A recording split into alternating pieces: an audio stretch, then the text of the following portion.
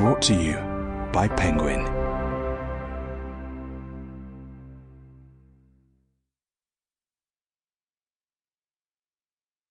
The Honorary Consul by Greene.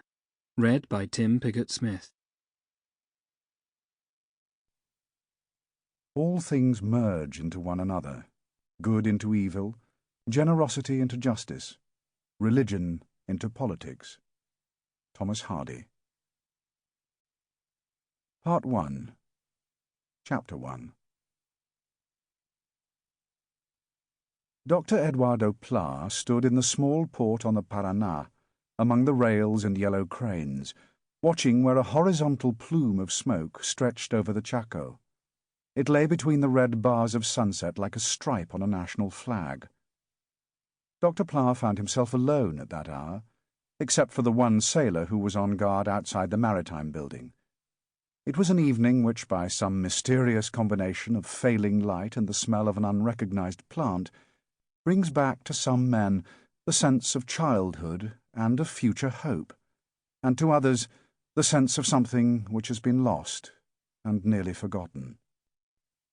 The rails, the cranes, the Maritime Building, these had been what Dr. Plarr first saw of his adopted country.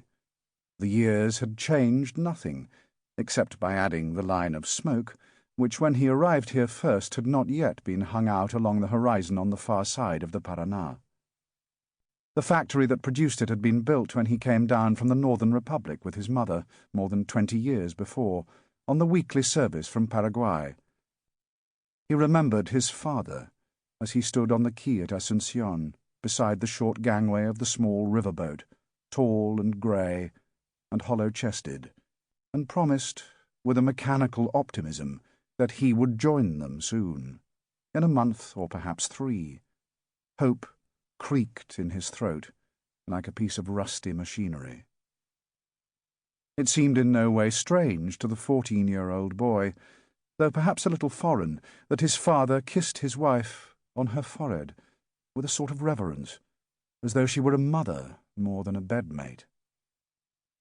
Dr. Plarr had considered himself in those days quite as Spanish as his mother, while his father was very noticeably English-born. His father belonged by right, and not simply by a passport, to the legendary island of snow and fog, the country of Dickens and of Conan Doyle, even though he had probably retained few genuine memories of the land he had left at the age of 10. A picture book which had been bought for him at the last moment before embarkation by his parents had survived, London Panorama, and Henry Plarr used often to turn over for his small son Eduardo the pages of flat grey photographs showing Buckingham Palace, the Tower of London, and a vista of Oxford Street filled with hansoms and horse-drawn cabs and ladies who clutched long skirts. His father, as Dr. Plarr realized much later, was an exile, and this was a continent of exiles, of Italians, of Czechs, of Poles, of Welsh, of English. When Dr. Plarr, as a boy, read a novel of Dickens, he read it as a foreigner might do, taking it all for contemporary truth for want of any other evidence, like a Russian who believes that the bailiff and the coffin-maker still follow their unchanged vacations in a world where Oliver Twist is somewhere imprisoned in a London cellar asking for more.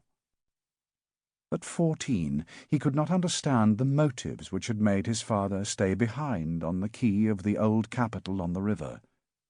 It took him more than a few years of life in Buenos Aires before he began to realize that the existence of an exile did not make for simplicity, so many documents, so many visits to government offices.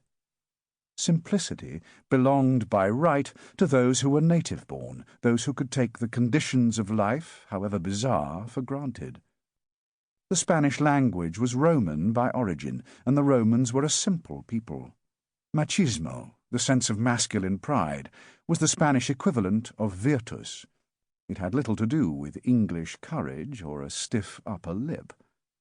Perhaps his father, in his foreign way, was trying to imitate machismo when he chose to face alone the daily increasing dangers on the other side of the Paraguayan border. But it... Sample complete. Ready to continue?